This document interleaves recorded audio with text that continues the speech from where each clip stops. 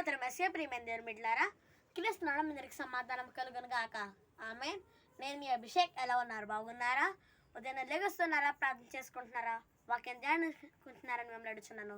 ఒకవేళ ఇంకా ఎవరైనా ప్రార్థన చేసుకోకపోతే ఉన్న పాటలు మోకరించి ప్రార్థన చేసుకొని వాక్యం ధ్యానించుకొని తెలియజేస్తుంది నేను బిడ్డలారా.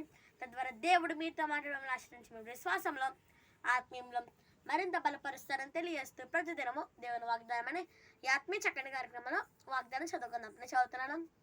ప్రార్థన ఆలకించు వాడ సర్వ శరీరం నీ యొద్దకు వచ్చెదరు. కీర్తన గ్రంథము 65:2 గనుక దేని బిడ్డలారా, ఈ వాగ్దానం బట్టి మనం ఏం తెలుసుకోవాలంటే, మనం రోజు చేసే ప్రార్థనలు ఎవరు ఆలకిస్తున్నారు? మన ప్రభువుని ఆశీర్వదిస్తారు. మన రోజు చేసే ప్రార్థనలు ఆలకించు వారిగా ఉన్నారని తెలియజేస్తుంది బిడ్డలారా. మరి ఇక్కడ కీర్తన గ్రంథంలో ఇంకేమని రాయబడి ఉందంటే, సర్వ శరీరంలో నీ యొద్దకు వచ్చేదరు.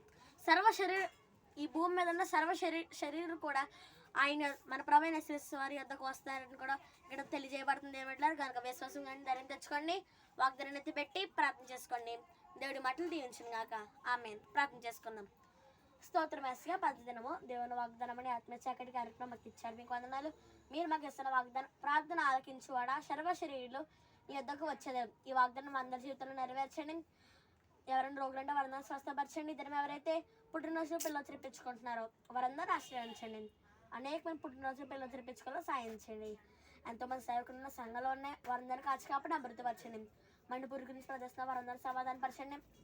ఇస్రాయల్ దేశం కోసం ప్రార్థిస్తున్నాం, వారందరూ కూడా సమాధానపరచండి. యేసునామమున తండ్రి, ఆమేన్. గనుక దేని బిడ్డలారా, ఈ వాగ్దానాన్ని మీరు పొందుకున్నారు కనుక లైక్ చేయండి, షేర్ చేయండి, సబ్స్క్రైబ్ చేసుకోండి, మంచి మంచి కామెంట్స్ పెట్టండి. దేవుడి మిమ్మల్ని దీవించును గాక. ఆమేన్.